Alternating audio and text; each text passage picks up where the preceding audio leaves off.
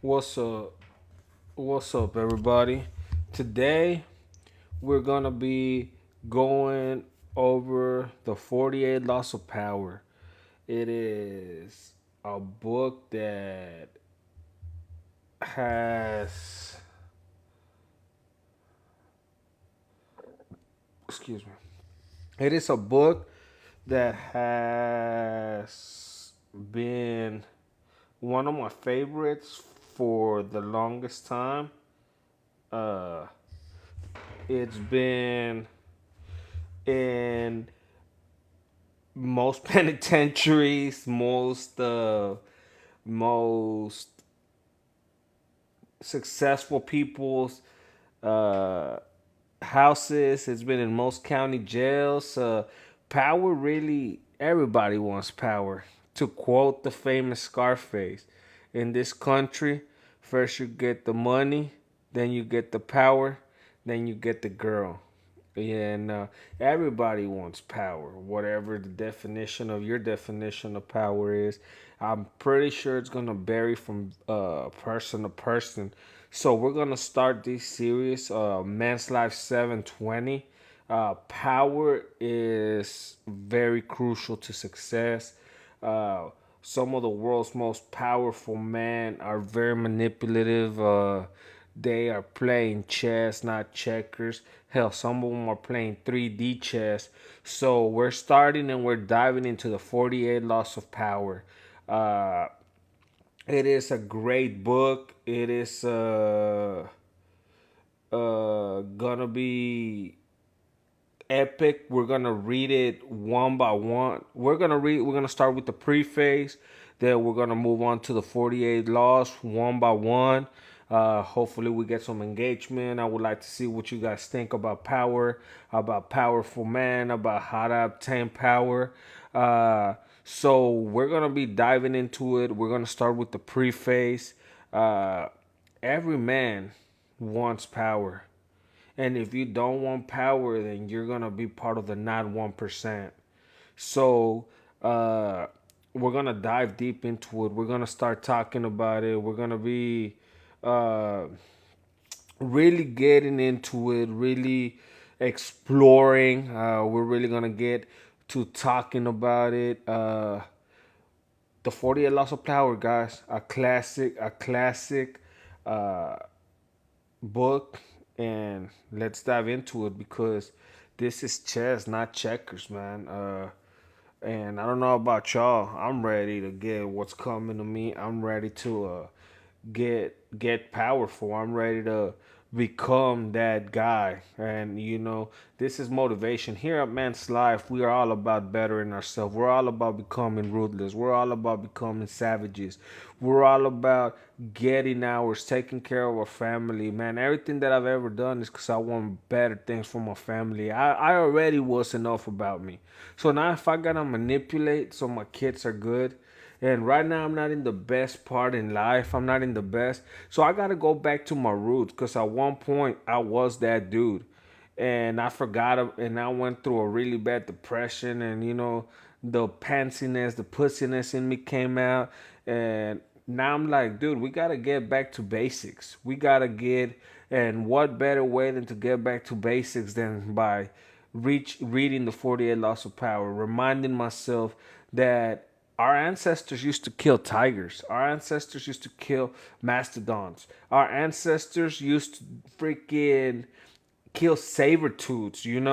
So getting back to basics, getting back to the 48 Laws of Power. This is a book that has been around forever. Robert Greene was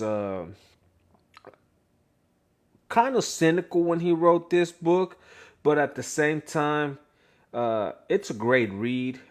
This is for alpha males. This is for women, men that just want to get the most out of life because power does it as you will see in the book. There is some examples about how power doesn't just retain to man. Shit, look at Hillary Clinton, man. Even though I'm not very political and I'm not a fan of her, bro. She was Secretary of State, which I don't want to get controversial. I'm just saying there have been women in positions of power throughout history. Throughout history. If you want to go into the Bible, Esther, Queen Esther, Nabucodonosor, or however you pronounce that dude's name, she went and claimed for the people of Israel and was able to save them.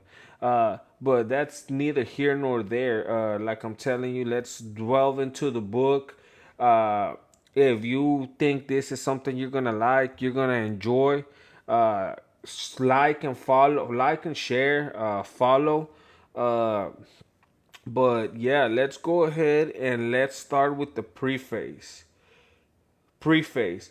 The feeling of having no power over people and events is generally unbearable to us. When we feel helpless, we feel miserable. No one wants less power, everyone wants more. In the world today, however, it is dangerous to seem too power hungry, to be overt with your power moves. We have to seem fair and decent. So we need to be subtle, congenial yet cunning, democratic yet devious. This game of constant duplicity most resembles the power dynamic that existed in the scheming world of the old aristocratic court. Excuse me. Throughout history, a court has always formed itself around the person in power: king, queen, emperor, leader. The courtiers who filled this court were in an especially delicate position. They had to serve their masters. But if they seemed to fawn, if the curried favored too obviously, the other courtiers around them would notice and would act against them. Attempts to win the master's favor then had to be subtle, and even skilled courtiers capable of such subtlety still had to protect themselves from their fellow courtiers who at all moments were scheming to push them aside. Meanwhile, the court was supposed to represent the height of civilization and refinement. Violent or overt power moves were frowned upon. Courtiers would work silently and secretly against any among them who used force. This was the courtier's dilemma. While appearing the very paragon of elegance, they had to outwit and thwart their own opponents in the subtlest of ways. The successful courtier learned over time to make all of his moves indirect. If he stabbed an opponent in the back, it was with a velvet glove on his hand and the sweetest of smiles in his face. Instead of using coercion or outright treachery, the perfect courtier got his way through seduction, charm, deception, and subtle strategy, always planning several moves ahead. Life in the court was a never-ending game that required constant vigilance and tactical thinking. It was civilized war. Today, we face a particularly similar paradox to that of the courtier. Everything must appear civilized, decent, democratic, and fair. But if we play by those rules too strictly, if we take them too literally, we are crushed by those around us who are not so foolish. As the great as the great Renaissance diplomat and courtier Niccolo Machiavelli wrote, any man who tries to be good all the time is bound to come to ruin among the great number who are not good. The court imagined itself the pinnacle of refinement, but underneath its glittering surface, a cauldron of dark emotions, greed, envy, lust, hatred, boiled and simmered. Our world today similarly imagines itself a pinnacle of fairness, yet the same ugly emotions still stir within us as they have forever. The game is the same. Outwardly, you must seem to respect the niceties, but inwardly, unless you are a fool, you learn quickly to be prudent and to do as Napoleon advised. Place your iron hand inside a velvet glove. If, like the courtier of times gone by, you could master the arts of indirection, learning to seduce, charm, deceive, and subtly outmaneuver your opponents, you will attain the heights of power. You will be able to make people bend to your will and without their realizing what you have done. And if you do not realize what you have done, they will need and if they do not realize what you have done, they will neither resent nor resist you. Courts are unquestionably the seats of politeness and good breeding. Were they not so, they would be the seats of slaughter and desolation. Those who now smile upon and embrace would affront and stab each other if manners did not interpose. That was Lord Chesterfield saying that. Going back to the preface. To some people, the notion of consciously playing power games, no matter how indirect, seems evil, asocial, a relic of the past. They believe they can opt out of the game by behaving in a way, excuse me, by behaving in a way that have nothing to do with power. You must beware of such people. For while they express such opinions outwardly, they are often among the most adept players of power. They utilize strategies that cleverly disguise the nature of the manipulation involved. These types, for example, will often display their weakness and lack of power as a kind of moral virtue. But true powerlessness without any motive of self interest would not publicize its weakness to gain sympathy or respect.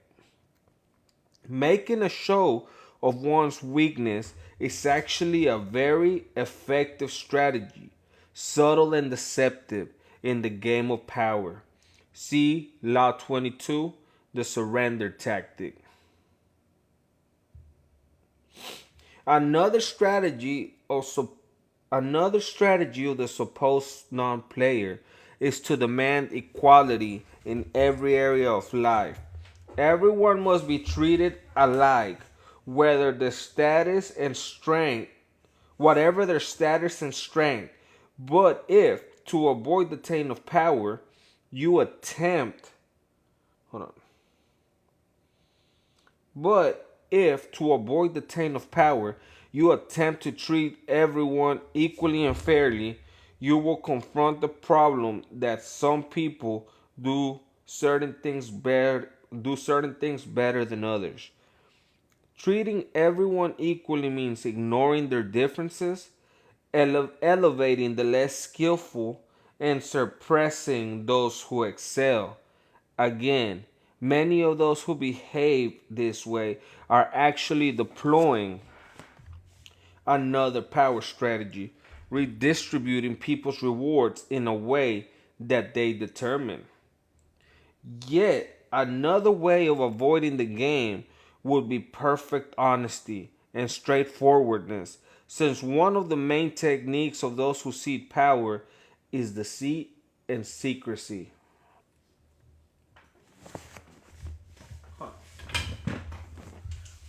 All right.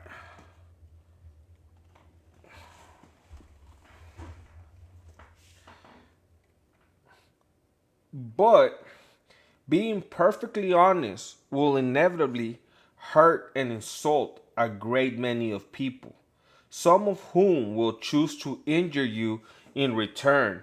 No one will see your honest statement as completely objective and free of some personal motivation. All right.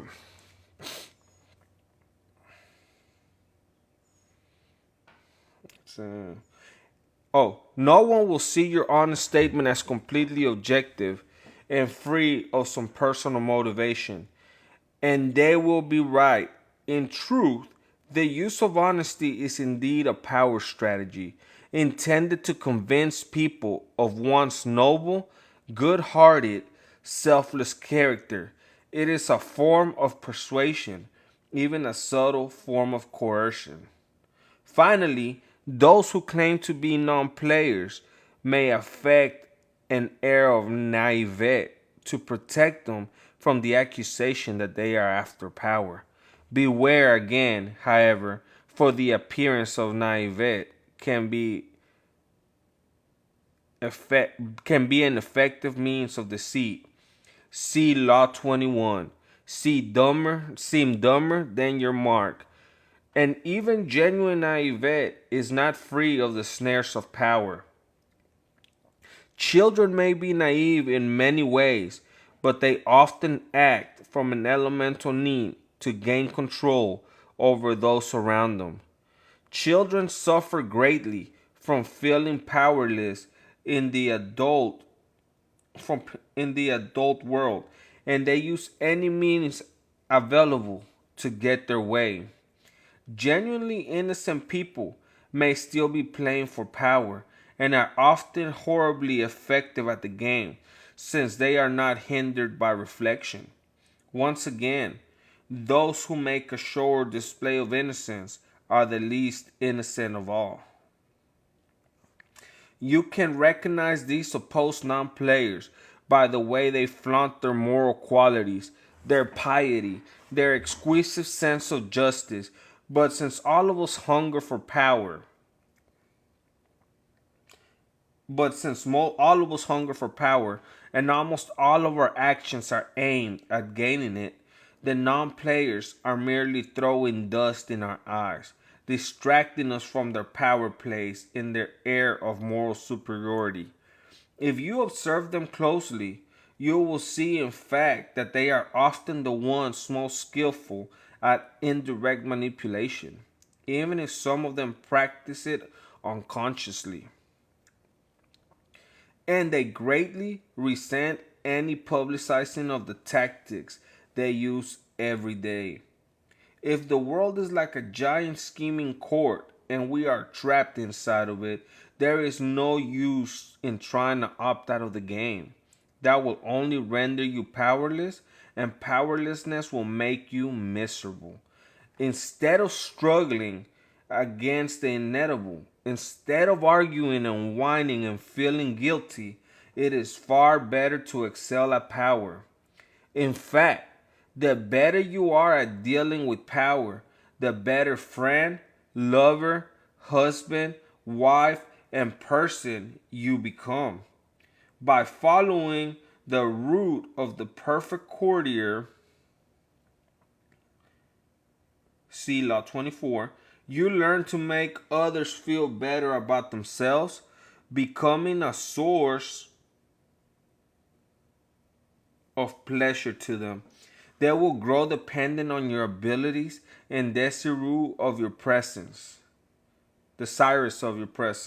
By mastering the 48 laws in this book, you spare others the pain that comes from bungling with power.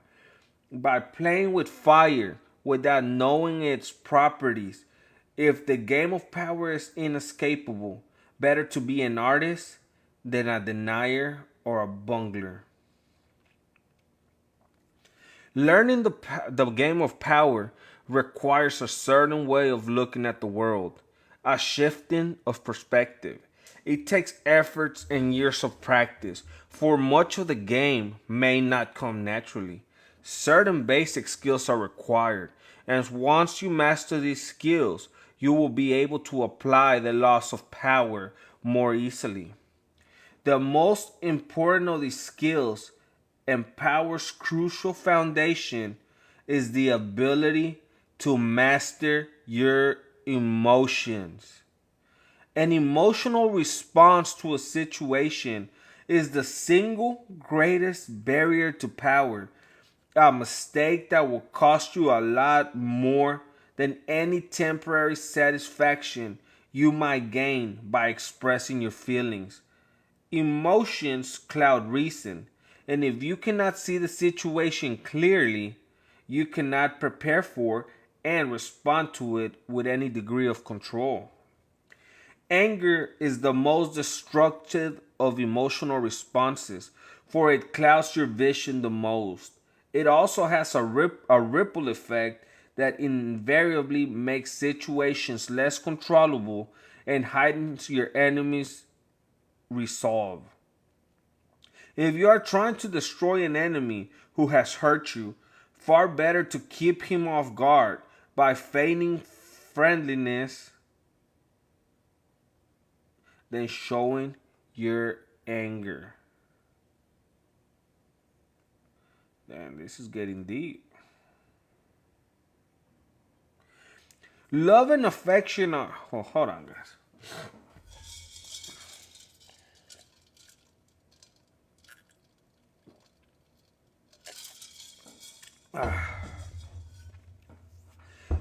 Love and affection are also potentially destructive in that they blind you to the often self serving interests of those who you least suspect of playing the power game.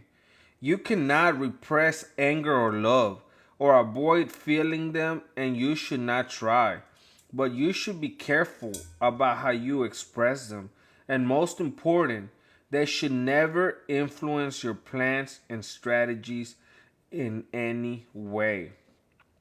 Related to mastering your emotions is the ability to distance yourself from the present moment and think objectively about the past and future. Like Janus, the double faced Roman deity and guardian of all gates and doorways, you must be able to look in both directions at once.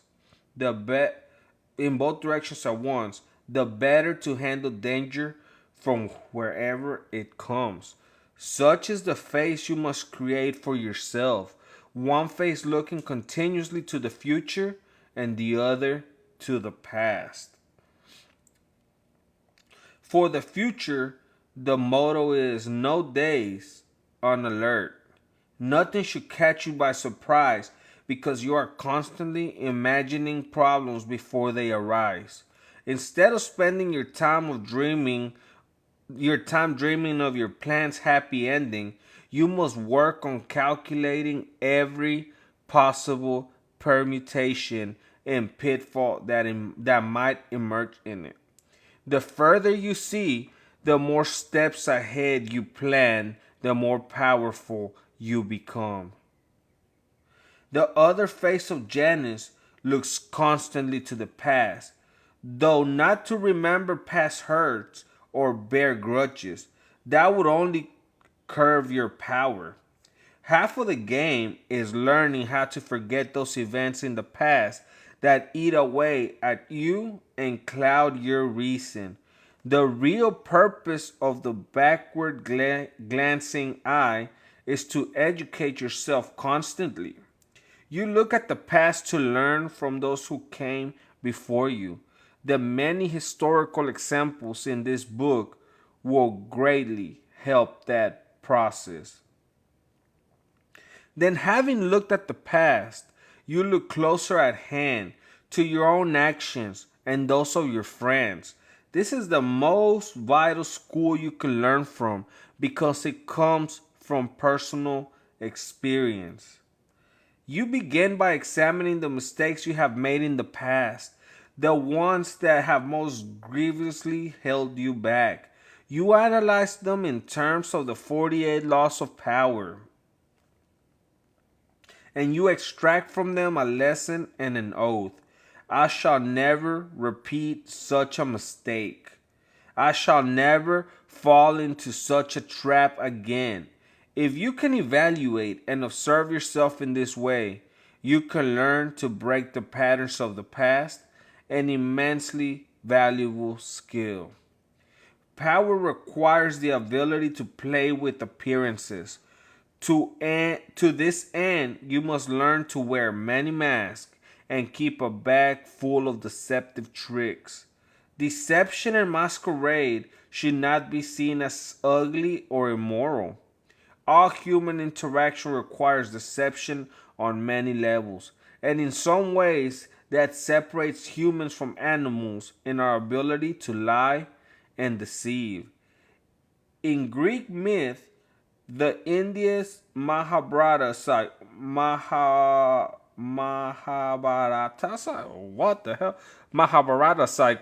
in the Middle Eastern epic of Gilgamesh is the privilege of the gods to use deceptive arts. A great man, Odysseus for instance, was judged by his ability to rival the craftiness of the gods, stealing some of their divine power by matching them in wits and deception. Deception is a developed art of civilization and the most potent weapon in the game of power. You cannot succeed at deception unless you take a somewhat distanced approach to yourself. Unless you can be many different people wearing the mask that the day and the moment require. With such a flexible approach to all appearances, including your own, you lose a lot of the inward heaviness that holds people down. Make your face as malleable as the actors. Work to conceal your intentions. Work to conceal your intentions from others. Practice luring people into traps. Playing with appearances and mastering arts of deception are among the aesthetic pleasures of life. They are also key components in the acquisition of power. If deception is the most potent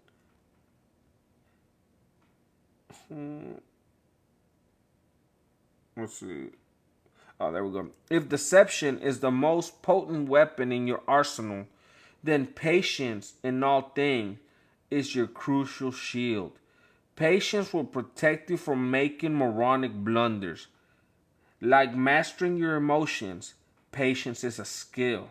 It does not come naturally, but nothing about power is natural. Power is more godlike than anything in the natural world, and patience is the supreme virtue of the gods, who have nothing but time. Everything good will happen. The grass will grow again if you give it time and see several steps into the future. Impatience, on the other hand, only makes you look weak. It is a principal impediment of power. Power is essentially a moral and one of the most important skills to acquire. Power is essentially amoral, and one of the most important skills to acquire is the ability to see circumstances rather than good or evil. Power is a game. This cannot be repeated too often.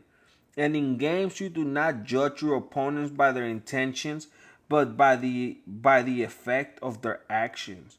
You measure their strategy and their power by what you can see and feel. How, how often are someone's intentions made the issue only to cloud and deceive? What does it matter if another player, your friend or rival, intended good things and had only your interests at heart if the effects of his actions led to so much ruin and confusion? It is only natural for people to cover up their actions with all kinds of justifications, always assuming that they have acted out of goodness. You must learn to inwardly laugh each time you hear this and never get caught up in gauging someone's intentions and actions through a set of moral judgments that are really an excuse for the accumulation of power. It is a game. Your opponent sits opposite of you. Both of you behave as gentlemen or ladies, observing the rules of the game and taking nothing personally. You play with a strategy and you observe your opponent's moves with as much calmness as you can muster. In the end, you will appreciate the politeness of those you are playing with more than their good and sweet intentions. Train your eye to follow the results of their moves, the outward circumstances, and do not be distracted by anything else. Half of your mastery of power comes from what you do not do, what you do not allow yourself to get dragged into. For this skill, you must learn to judge all things by what they cost you. As Nietzsche wrote, the value of a thing sometimes lies not in what one attains with it, but in what one pays for it, what it costs us. Perhaps you will attain your goal, and a worthy goal at that, but at what price? Apply this standard to everything, including whether to collaborate with other people or come to their aid. In the end, life is short, opportunities are few, and you have only so much energy to draw on. And in and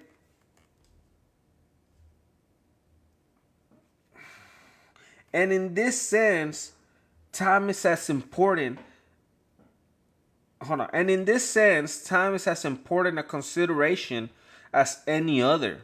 Never waste valuable time, excuse me, or mental peace of mind on the affairs of others.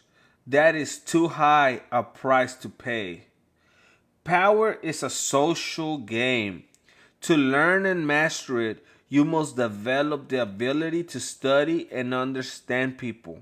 As the great 17th century thinker and courtier Baltasar Gracian wrote, many people spend time studying the properties of animals and herbs. How much more important it would be to study those of people with whom we must live or die. To be a master player, you must also be a master psychologist. You must recognize motivations and see through the cloud of dust with which people surround their actions. An understanding of people's hidden motives is the single greatest piece of knowledge you can have in acquiring power. It opens up endless possibilities of deception, seduction, and manipulation. People are of infinite complexity, and you can spend a lifetime watching them without ever fully understanding them. So it is all the more important then to begin your education now. In doing so, you must also keep one principle in mind. Never discriminate as to whom you study and whom you trust. Never trust anyone completely and study everyone, including friends and loved ones. Damn, this boy ain't playing.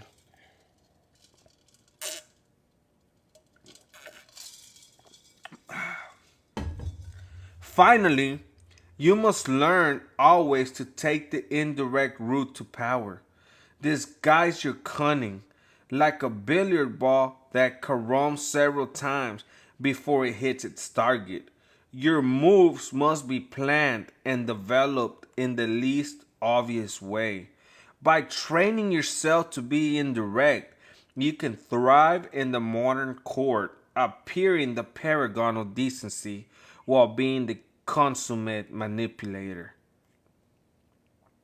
Consider the 48 Laws of Power a kind of handbook on the arts of indirection.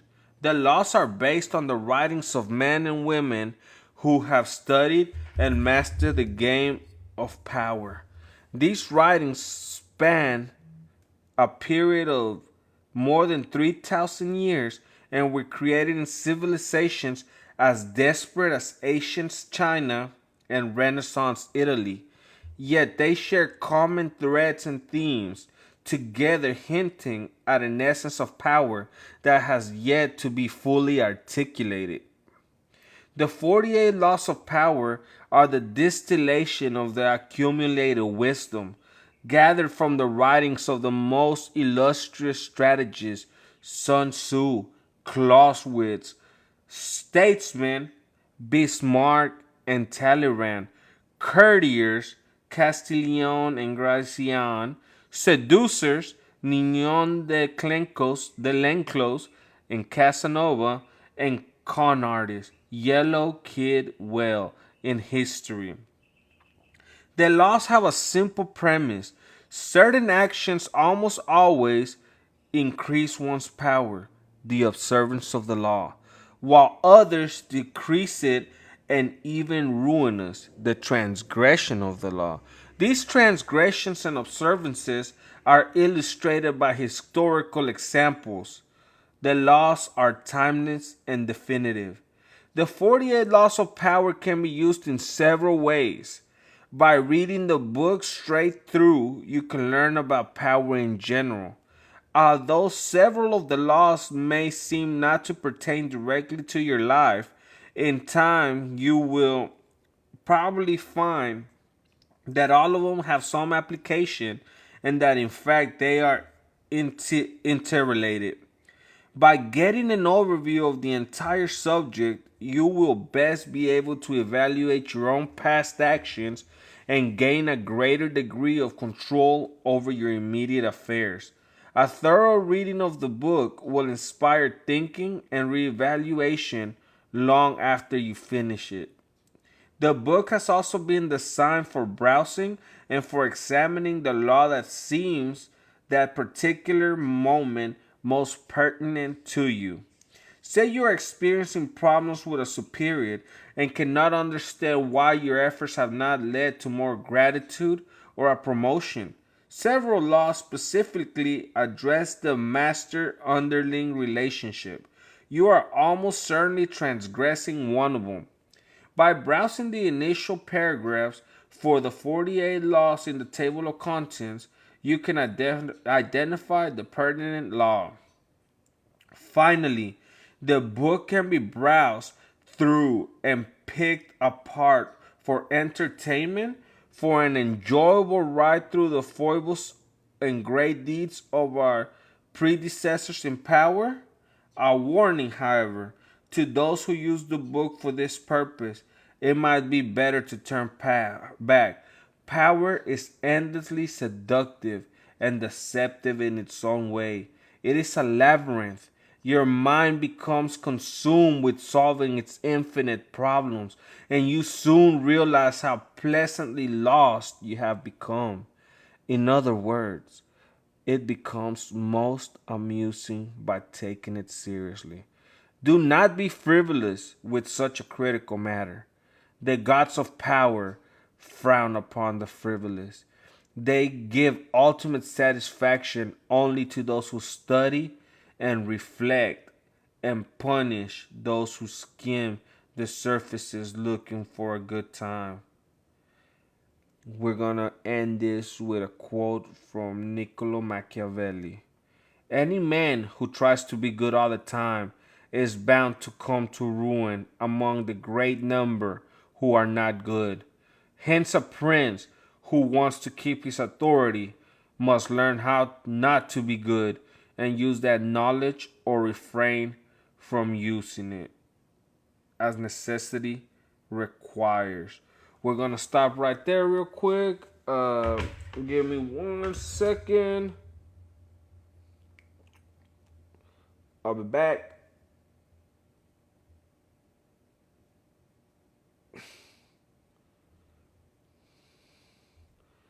I guess I will not pause it. I'm gonna leave it. I'm gonna leave it running because I gotta go to the bathroom now. I might need to pause it later on. Give me 1 second. Yeah.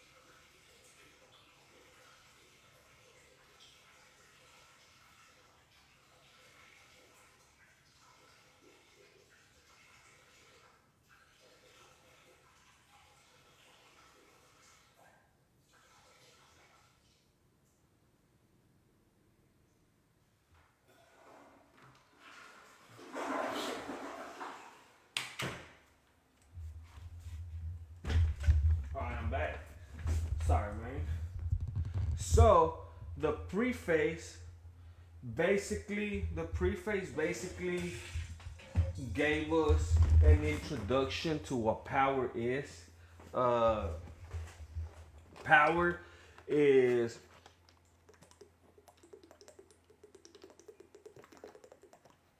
a game. Everybody wants to be powerful. The preface takes us into uh, mastering our emotions. That is one of the first things that really spoke to me on this preface. If you don't know how to master your emotions, if we don't know how to master our emotions, we are doomed. That being said, that being said, it focuses on anger right off the bat. Why? Because, excuse me, you are not seeing clearly. When you're emotional, you're already not thinking clearly. When you're emotional, you're already pretty much screwed because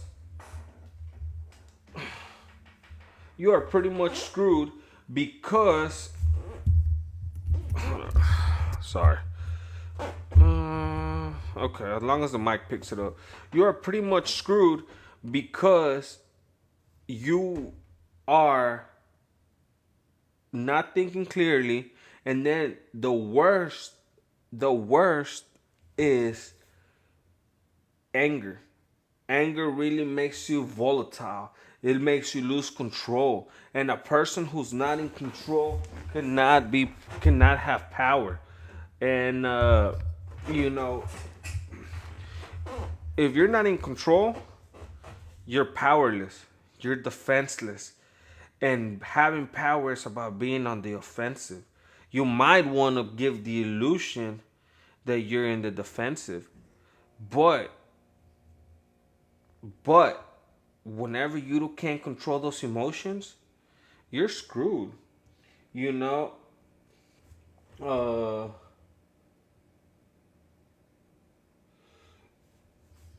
power is broadly defined in Robert Greene's The 48 Laws of Power.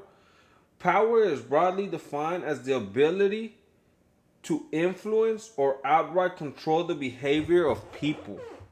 The book treats power like a game. That's what we were talking about earlier. It's chess, not checkers. That's why people think about it. Manipulation. When you're playing a game of chess, you really are always thinking 3 moves ahead. And that's when it talks about the Roman, about looking into the past and the future. And, you try to stay three moves ahead. You're trying to, in a game of chess, you're trying to deceive your opponent, that you want to make them think that you're doing something, and you might not. You might sacrifice 2 or 3 pawns, but in the end, you're going to take their queen. And the queen, in my opinion, is the most. A lot of people would like to argue that it's not. But to me, the queen is the most crucial part in a chess game. It could go anywhere. You could set traps with it. You could clear. I've seen people clear a board. They lost everything. They'll clear a board with a queen. Uh, but yes, man, power is a game. It's a cunning game. It's a game of cat and mouse. At the same time, it touches about when Napoleon said, "Put your iron fist in a velvet glove." Always disguise your emotions. Always disguise your actions. Always, always be in the what's in it for me. And the book touches that. At what cost? Our time is way too valuable. So if you start evaluating things on the what's in it for me, you're gonna come up because you're gonna wait. And at this point, yes, power. About it's amoral. Is it right to manipulate people? No, it's not. Could it be right for the right reasons? Do you need a promotion to feed your family? Could that extra $20,000 a year help you out? And if your answer is yes, then manipulating your boss into thinking you like him just so he could give you a promotion doesn't sound too bad. I mean, is he an asshole? Probably, probably. But that's what the 48 laws, that's what this preface talks about. You know, resource control. Power is often depicted as control over resources, which can be tangible, like money, which what we're talking about the promotion, assets. You know, you're in a bidding war against somebody for the house of your dreams, and they got more money than you. Are you powerless? Nah, you ain't powerless. You just gotta be three steps ahead of them. Be conniving. Maybe bribe the neighbors. You know, manipulate them into thinking that the house is haunted. I don't know. Those are just crappy ass examples. But that's when it comes to assets. You know, you have a car. The car's not freaking running. But you need money. Now you need the power to be in control to sell that car. Is it fucked up? Yeah. Will somebody else do it to you the first chance they get? Motherfucking right. Now, is it right? No. And yes. I mean, we hear it all the time. It's a dog eat dog world, right?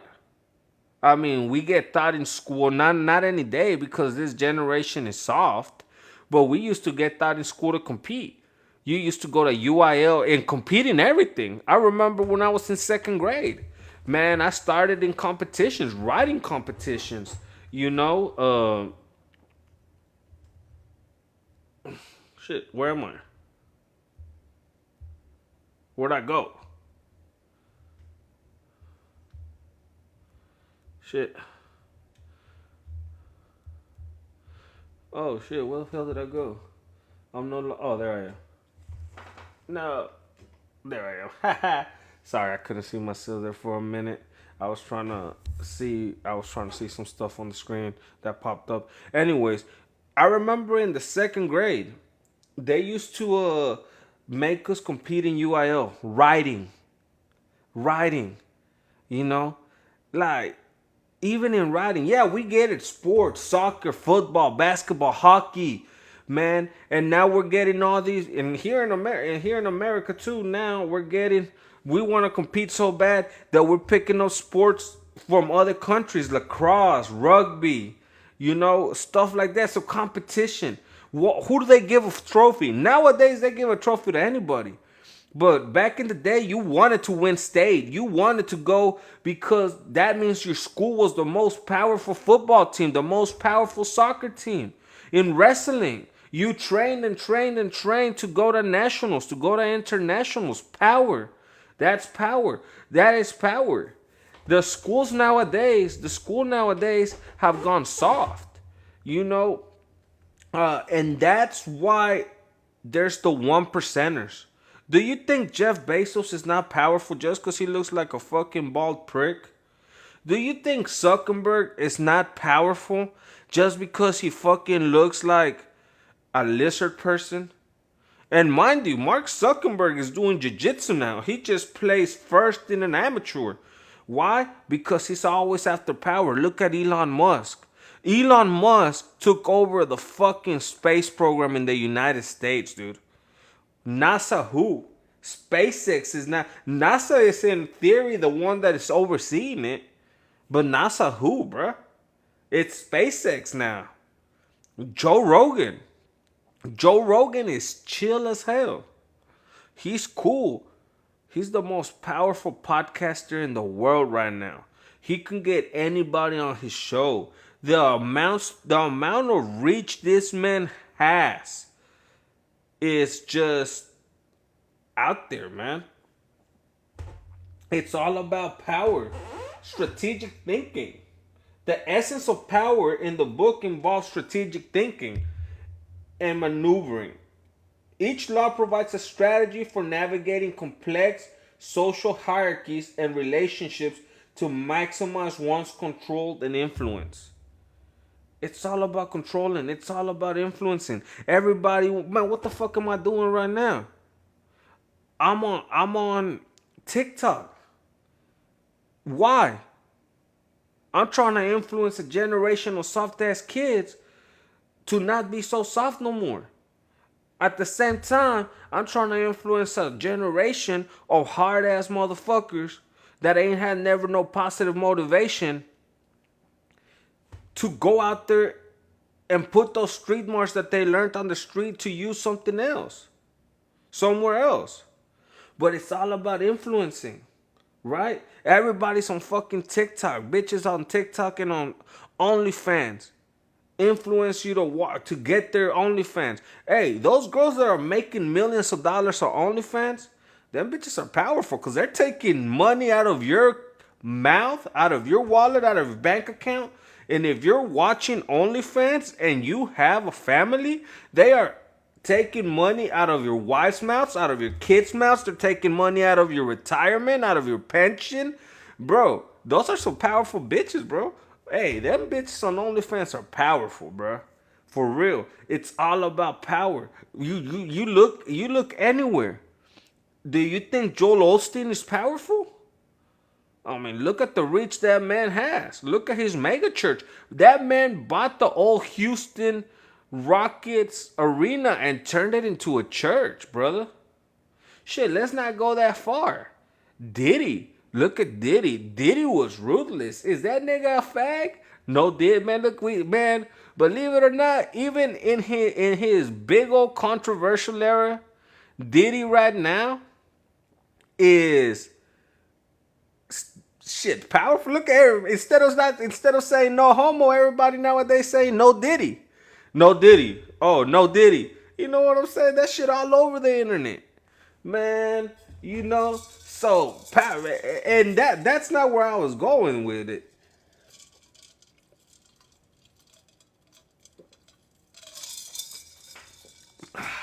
I was going with it that Diddy was ruthless, bro. Y'all see what's going on in that with that man? That man was recording people, drugging people, beating people up, intimidating people. And look at him. He's one of the music moguls of New York, bro. Man, one of the grittiest city, one of the hardest cities. Look at 50 Cent. Same with 50. And 50, bro, look at what he did to Young Buck. We're talking about Rome and this and that. But what if we really dive into the urban side? Like I said, if you really want to look for power, you're going to find it everywhere. Everywhere. Look at the election. Do you believe it was stolen? And if it was stolen, look at the motherfucking power of the government to outright steal an election. And if we look at the other side of the coin, if you don't think it was stolen, look at the power that Donald Trump had on the masses, that there was people that stormed the Capitol.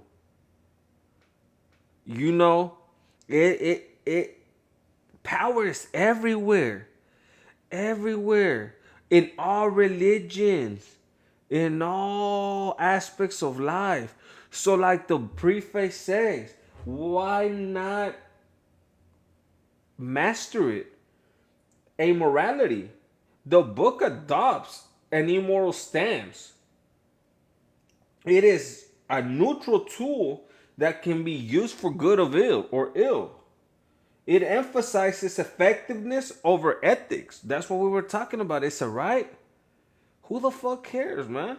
Everybody's after something. Everybody's trying to be powerful. Everybody. And we're going to start. We're talking about the preface. We're about to go into the first law. We're about to go into depth, But moral considerations hinder rather than help? Hell yeah. Hell yeah. It's been going. It's in the animal kingdom. When an alpha male, when a young boy comes and challenges a lion. Chimpanzees are ruthless, man. They go into these hand combat battles for power. Who's gonna be the leader of the chimpanzee tribe? You know what I mean? Man, you ever seen that movie Apocalypto? Man, you see how powerful the Mayan Empire was? How powerful the Aztec Empire? And with power, people want to think like it's a bad thing. Those powerful empires, look at the Mayans. They gave us the Mayan calendar thousands of years ago. Look at the Egyptians, one of the most powerful nations on earth. They gave us the pyramids. Look at the Greeks. The Greek Empire was powerful. And even within that Greek Empire, the Spartans were always trying to be better.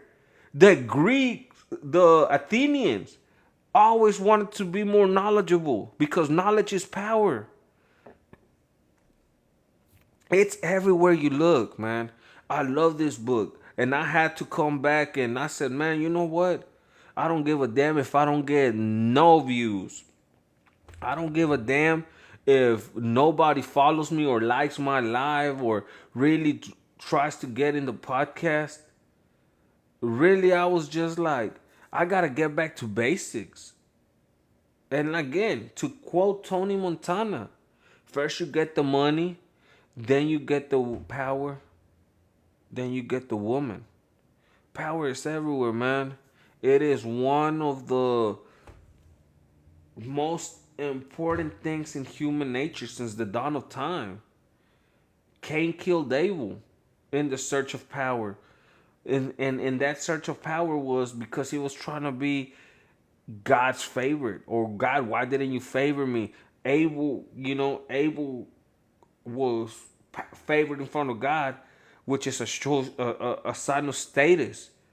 Power and status go hand in hand. Psychological mastery. A significant component of power, according to Green, is the understanding and manipulation of human psychology, both one's own and that of others. This includes managing perceptions and emotions to facilitate the attainment of power. What does that mean? Shit, you gotta manipulate yourself, brother. It's about cerebral fortitude. You gots to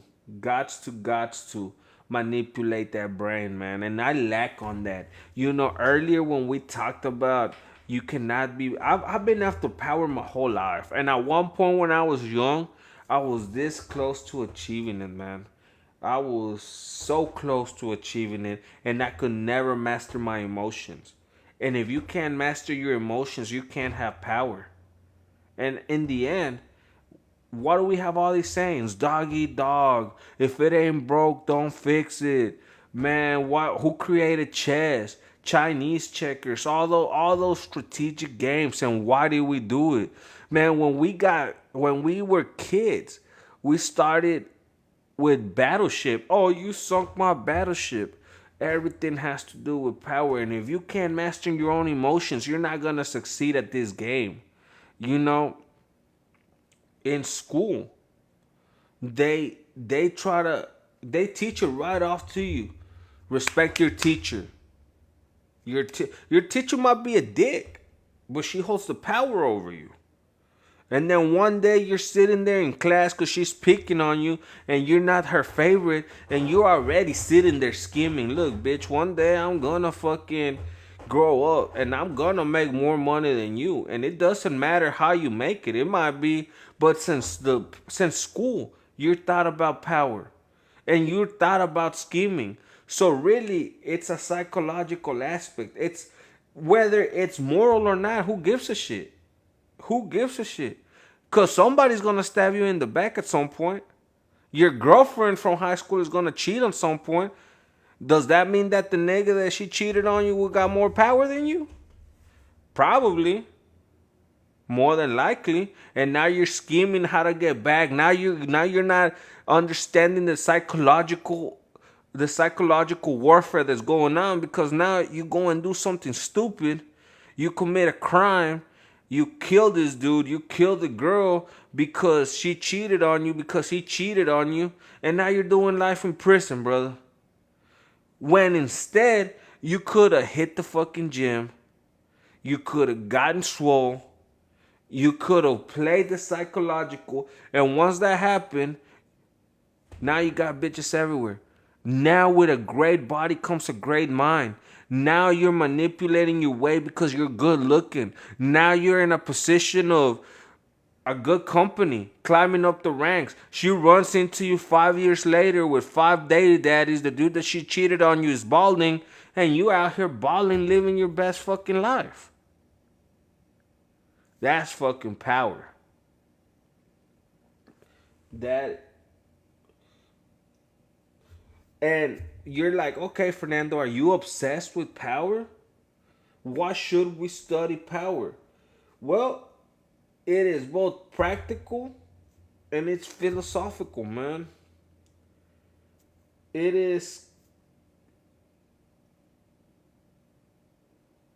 it is important because we need to learn how to navigate hierarchies. Hierarchies. In any organization, the power dynamics influence decisions, promotions, and I wrote this earlier when I was preparing for the podcast. I got my notes. I read my notes that I got going on, and then we branch off into discussion and stuff. In any organization, power dynamics influence decisions, promotions, and daily interactions. Understanding these dynamics helps individuals navigate their careers and personal relationships more effectiveness. I jumped the gun with that relationship. And that's why there's hierarchies, in the urban world, we have everybody knows they're saying there's levels to this shit. Well, there is levels to this shit, brother. And only the strong survive. In the hood, closed mouths don't get fed. What does that mean? Closed mouths don't get fed. That means that, hey, if you don't speak up, you are not.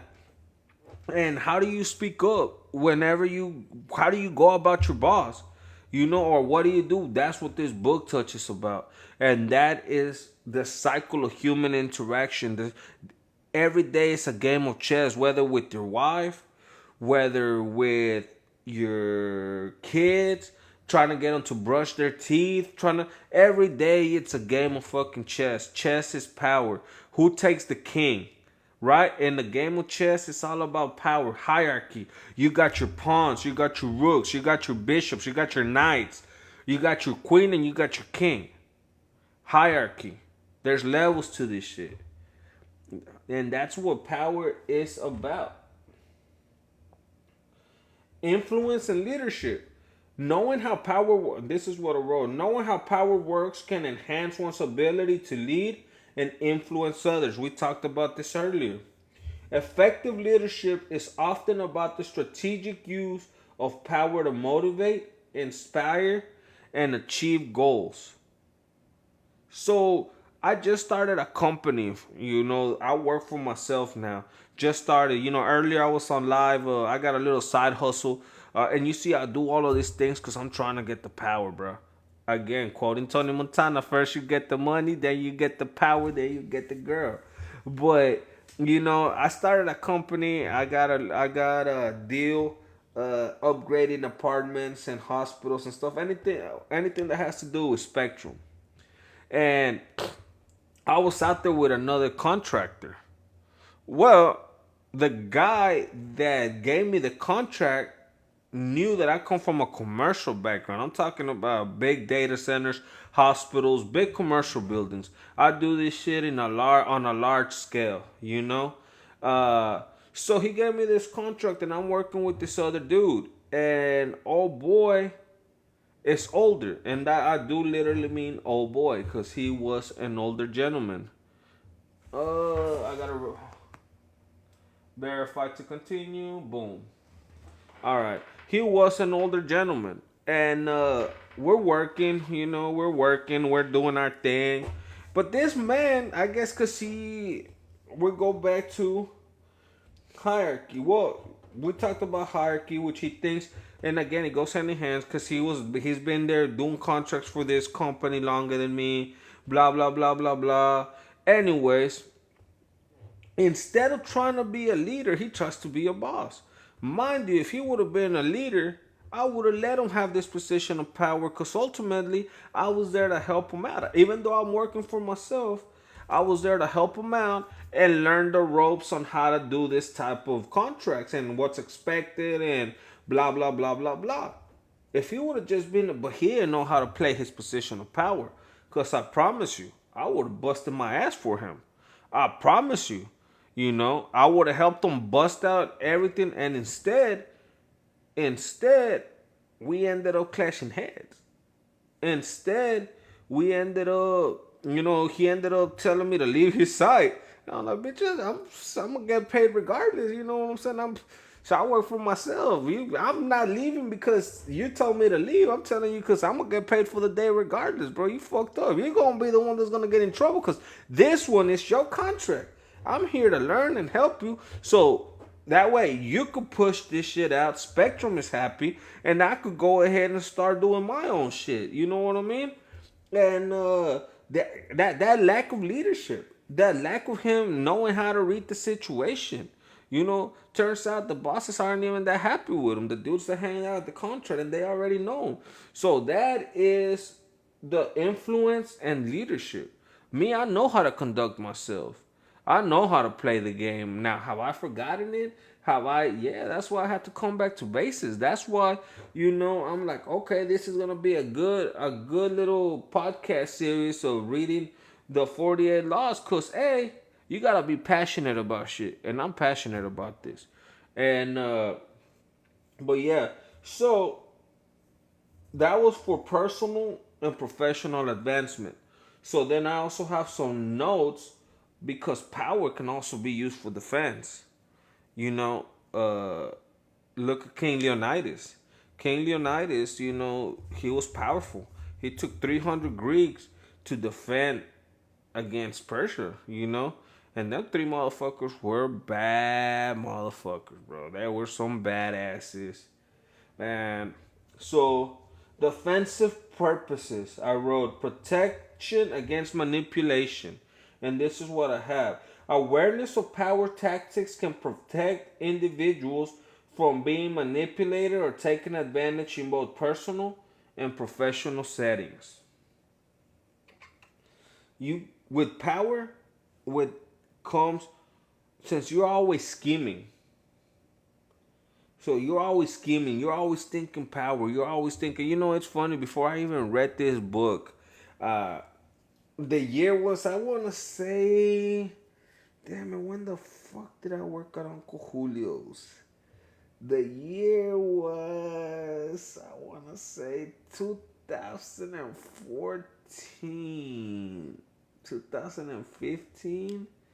No, it was 2014, 2015, around that time.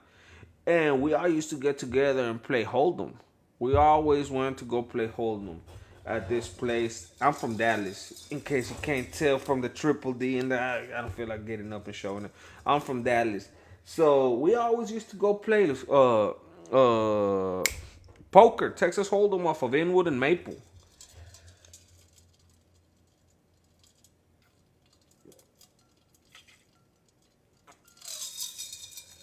And we go play Hold'em, and some of my best quotes have come like power to me. When I was younger, that's gonna be, as you could tell, I'm covered in prison tattoos. I've done some time, so. But we used to go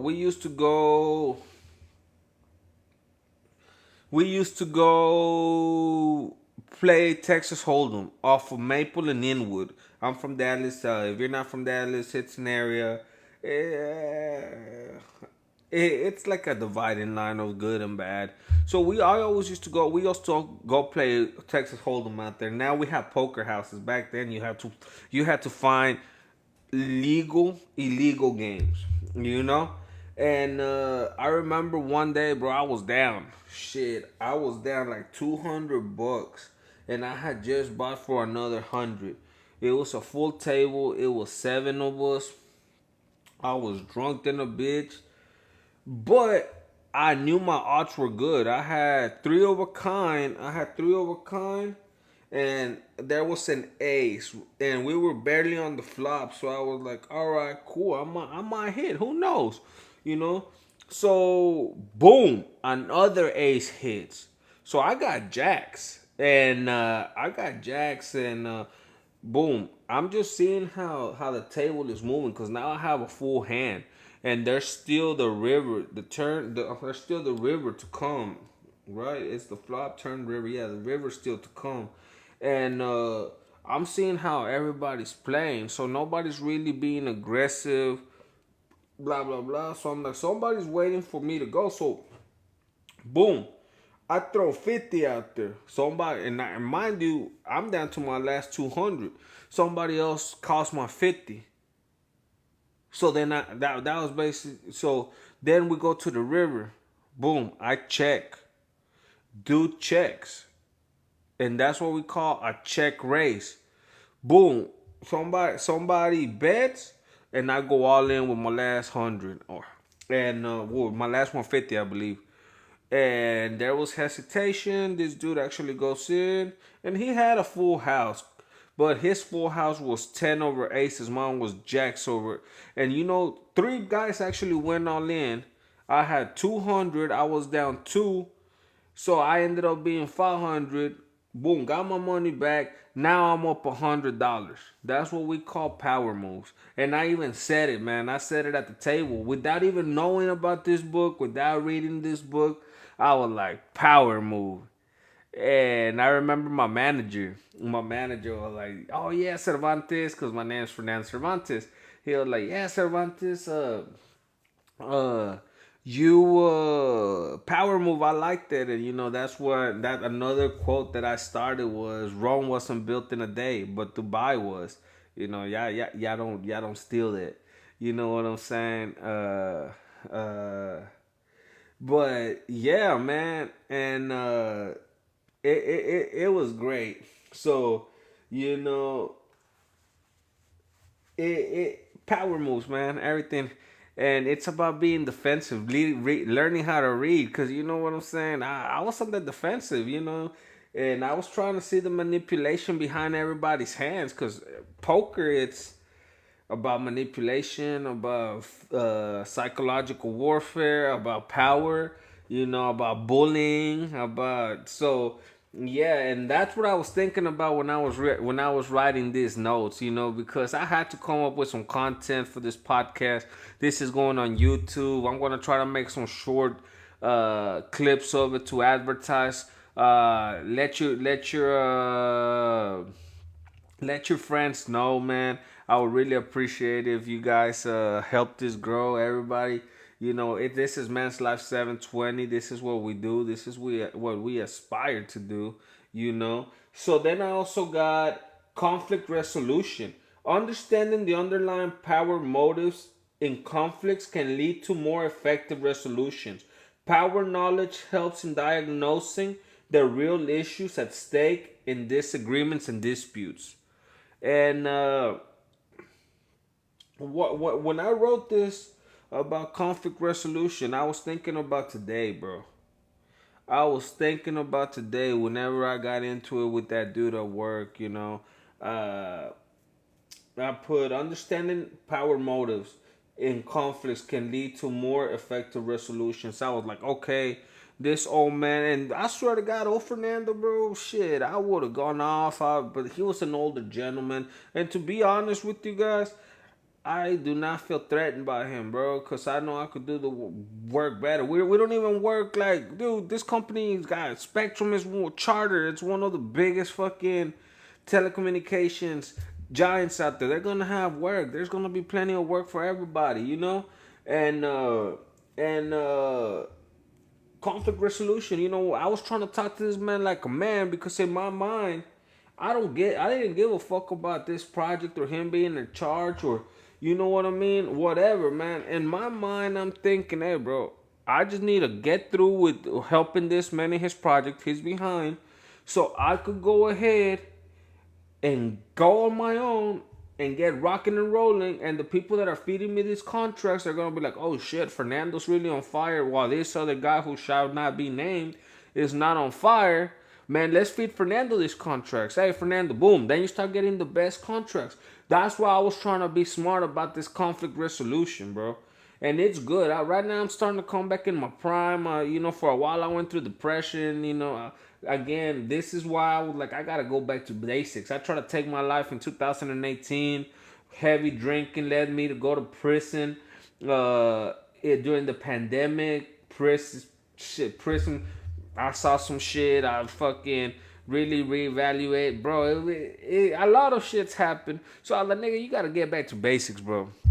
You gotta go. You gotta go. You gotta remember what you came out of, type shit. You know what I mean? Go back to basics, and that's why I was like, man, I really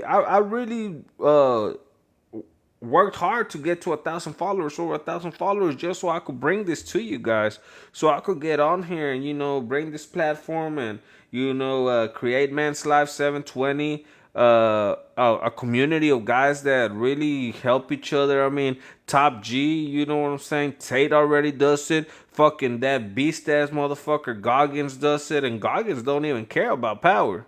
Goggins is just a beast, man. That dude is that dude. His mind is power. His mind is powerful, crazy son of a bitch. We got Joe Rogan on looking at things the other way. Like I said, he's one of the most powerful influencers there is out there, bro. And look at Iron Mike Tyson, another. So this is a movement. We're trying to come. Man, fuck that toxic masculinity. It's bad. Nah, toxic masculinity is good, bro. It is needed. Our ancestors fucking made saber-toothed tigers go extinct. I mean, a lot of things did, but we used to our ancestors hunted them down. Man, them motherfuckers took them down and then took their fucking fur and made clothes. Shit. But that's what I was thinking about conflict resolution, when I was writing these notes. Societal impact, political awareness. We touched a little bit on this earlier. Political awareness. Power studies illuminate the workings of politics and governance. This knowledge is crucial for active and informed citizenship, helping people make better choices about who they support and how they participate in their communities. You know what I mean? So that goes hand in hand with power. I don't give a shit who you vote for. Man, all I'm saying is we're America. We want to be the most powerful nation in the world, dude. That who you vote for really dominates that. You know what I mean? Also, power. What do you look for in power in your government? What type of power? Should look at TikTok. They're about to ban TikTok, bro. They're about to take your power away.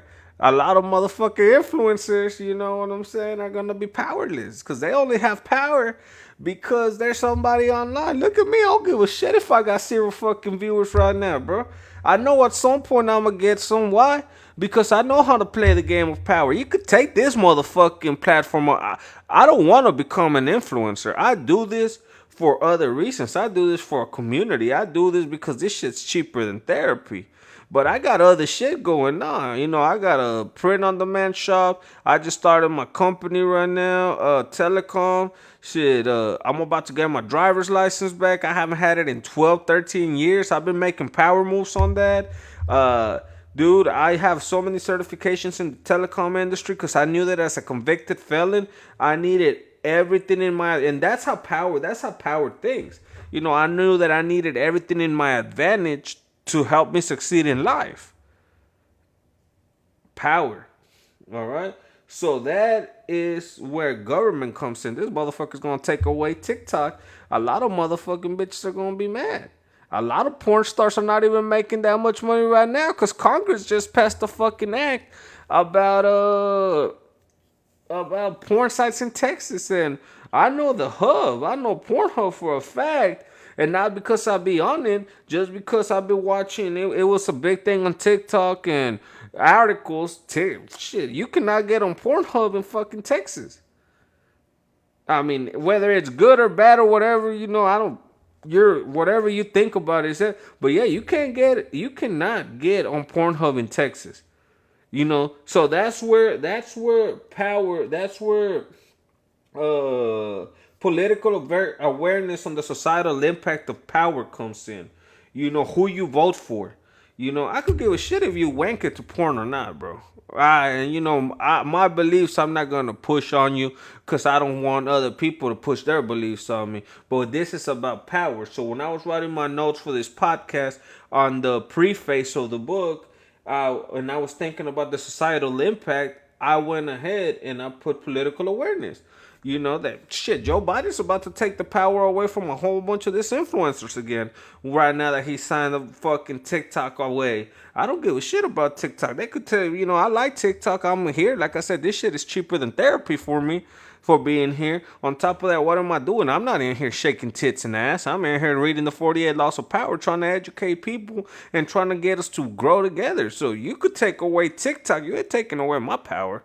I'll tell you that. You know what I'm saying? I got a whole bunch of other shit going on in my life. I do this for therapy. Cheaper than paying some motherfucker $200 a fucking hour.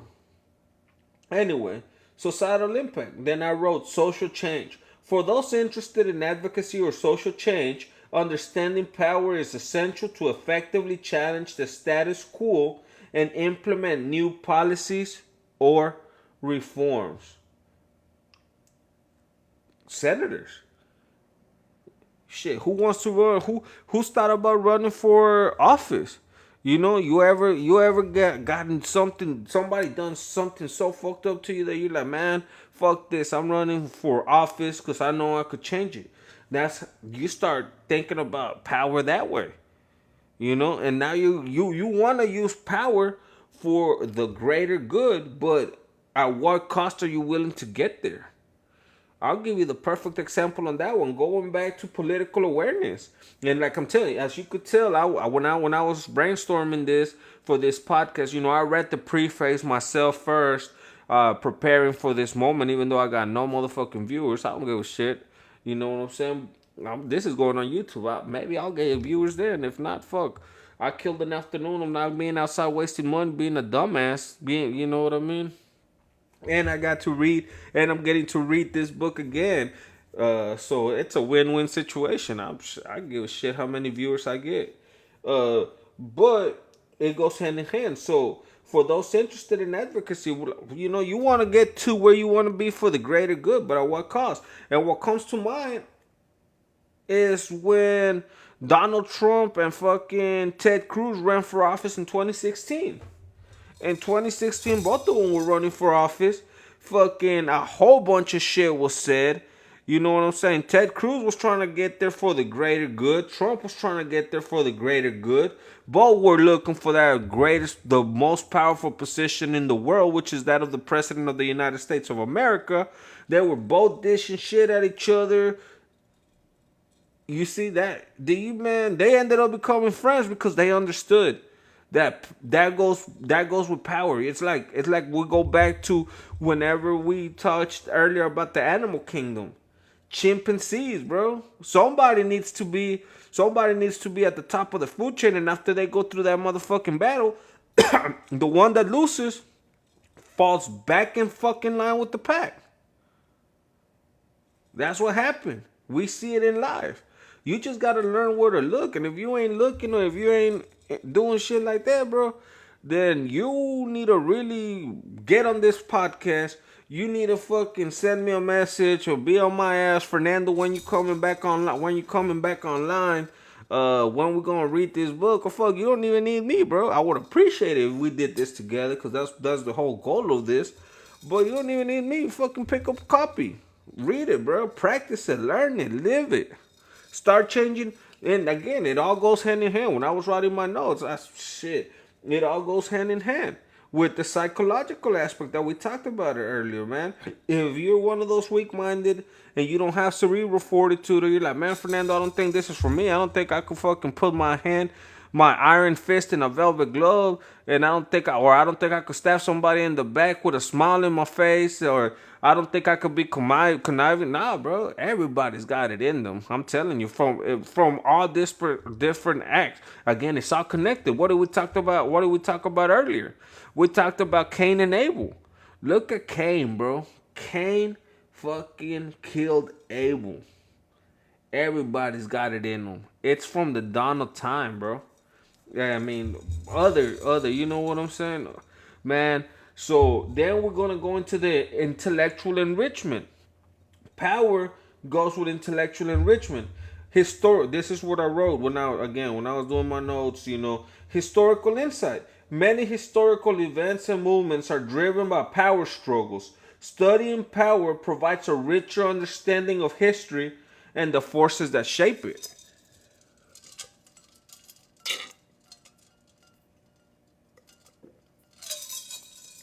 Man, on this one, I could talk about different shit.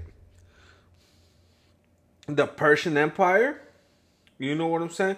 The Persians versus Alexander the Great. The Persians against the Greeks. Shit, if we want to get more into, again, religion and all that stuff, the Crusades. Two of the world's most prominent religions fighting for prominent power. What else, man? Shit, we're seeing that. Let's not go that far right now, man. Of the God, Israel and Palestine trying to get power control of the fucking. We're living history right now. Ukraine and Russia. Shit, China and Taiwan. And it's all about power, and not necessarily as we saw between Persia and Alexander the Great and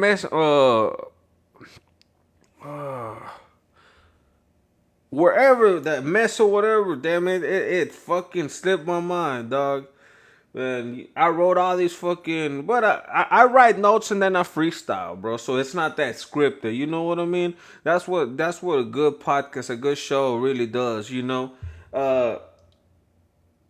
Macedonia, the Kingdom of Macedonia. See, I'm not just had a brain fart. It's been a long day. Like I said, I was dealing with a power struggle myself. I worked today. Then I had an order of 50 shirts, 25 for Cinco de Mayo and 25 for Mother's Day for a restaurant. And I was, I'm thinking power there, because if they like these two, if they like them, then I'll be able to make their T-shirts for their servers for Father's Day, 4th of July, any holiday that they needed. But yes, I mean, so historical insight, you're able to see it everywhere, man. What's another one that comes to mind? I mean, shit, the North and the South in the United States in our Civil War. You know what I mean? So it's in everything, man. Power is in every aspect of life. It all goes hand in hand. So in the intellectual enrichment, psychological insights.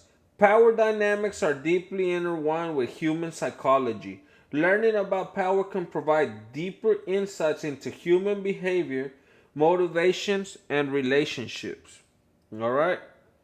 So, that, I think we already touched on the psychological aspect of it earlier. Psychological insights. So it again goes about we talked about emotions on the relationship, now in the psychological about making a bad decision. But now it's all like, okay, why did we talk? I gave the example of somebody cheating. Now you're thinking about, okay, why did this bitch cheat on me? What position of power did the man that she cheated on me have, or what position of power did I lack? So that's where power on the psychological insight comes in. So you start from that aspect, you start evaluating things different, and the juices start flowing. The juices are going. Everything is flowing, flowing, flowing, flowing, flowing, flowing. Now you're learning how to pinpoint power. Now you're learning how to do a whole bunch of other things. So yeah, you start, okay, why? What do I need to do? And that's when it comes in. That's when I was talking about controlling the emotions. Well, the other part, whenever I said, oh well, instead of killing her, I'm killing him because you didn't you when you let your emotions control them, you would have done something stupid like that. Well, this is the other side of it, the psychological insights. You're like, fuck that. She left me because I was a fucking loser with no status. I was fucking jerking off 4 or 5 times a day, playing video games, getting high.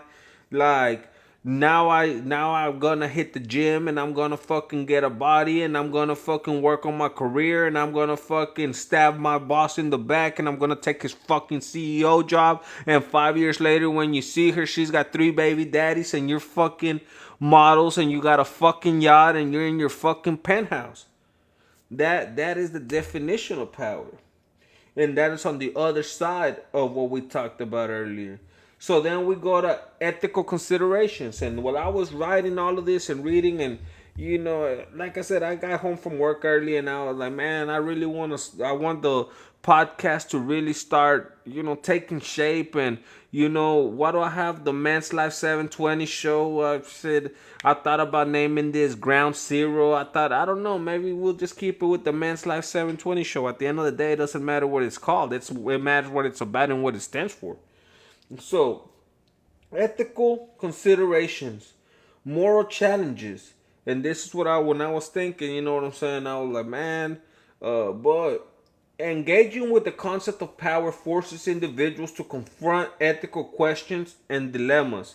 It challenges people to think about how they would handle power and to reflect on the moral implications of their actions.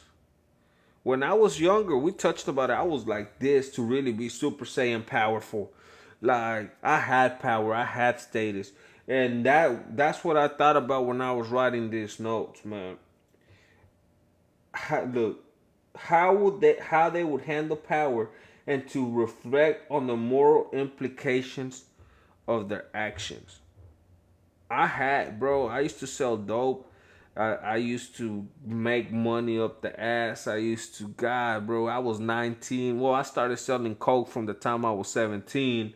Then by the time I was 19, I was already doing it, man. To the time I want to say 21, 22, around that time. Uh, but anyway, yeah, 22. I think was when I peaked, and then after that it was just downhill. But I didn't do shit with my power. I drank and I snorted it away. I drank it and snorted it away. Fucked up a whole bunch of relationships, both with women, with friends, with colleagues, with a whole bunch of shit. Uh, and that's where, what did I do with my power? Not a goddamn thing. Drank it away and I snorted it away. What are the moral implications of my actions? I fucked up a whole bunch of relationships that could have been beneficial in this game of power later on down the line. You know what I mean? I fucked off a whole bunch of. I fucked off. Oh yeah, that's the moral implications. What happened? What moral implications did I have? I ended up with fucking anxiety. I ended up with depression. I ended up with motherfucker. I ended up going to prison. I went to prison, man, motherfucker. Yeah, shit. But yeah, uh that's what happened with my moral challenges and cultural understanding. And this is gonna be the last one right here.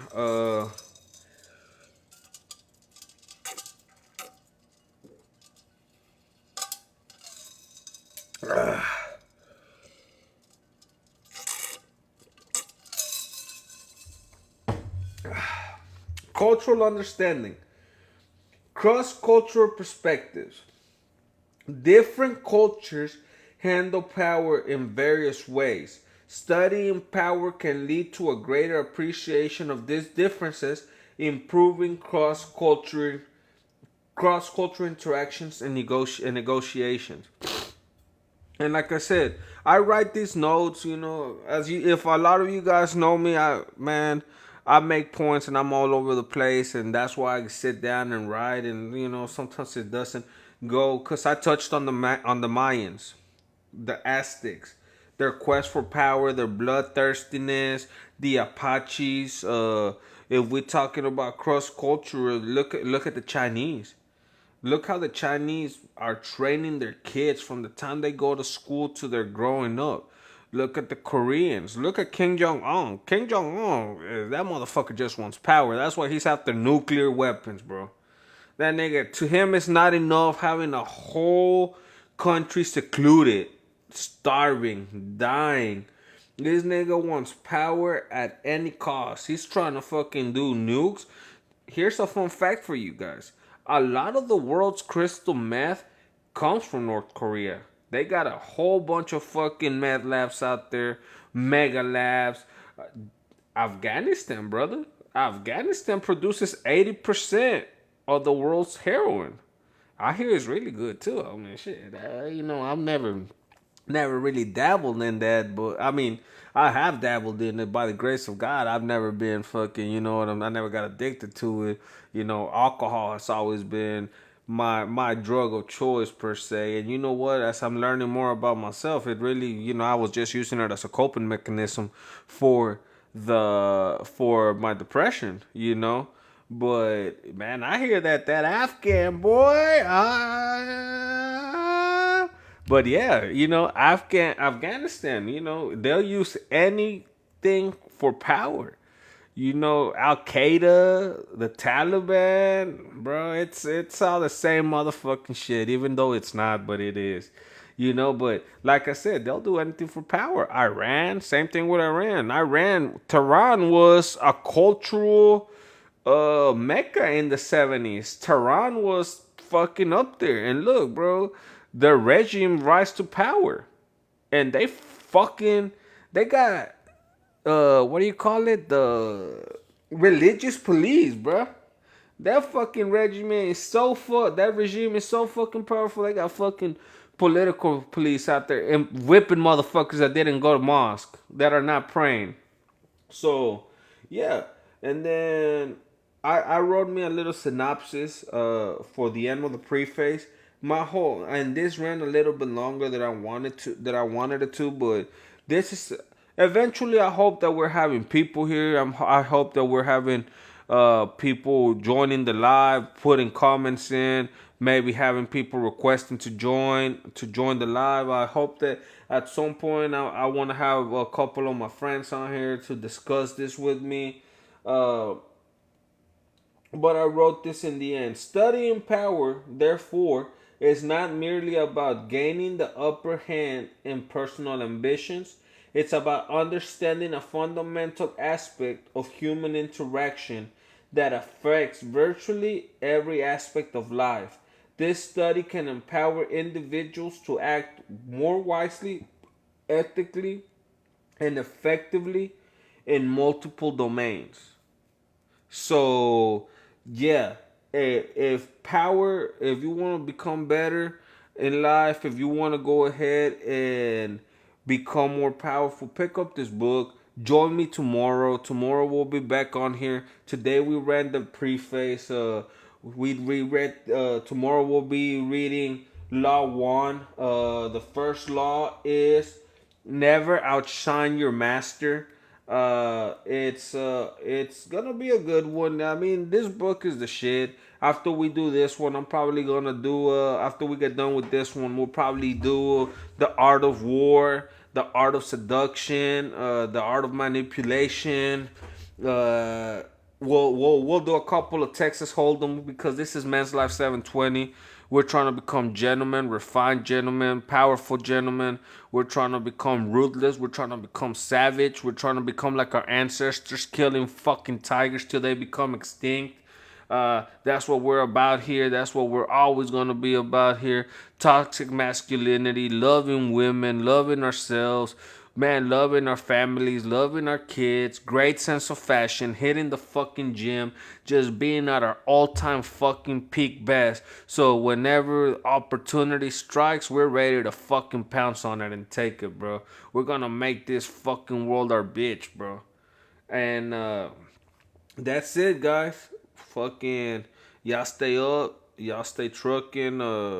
Men's Life 720. If you liked what you saw, if you didn't click on the live, but you were just watching it, man, y'all tell your friends. Y'all follow. Hit that follow button.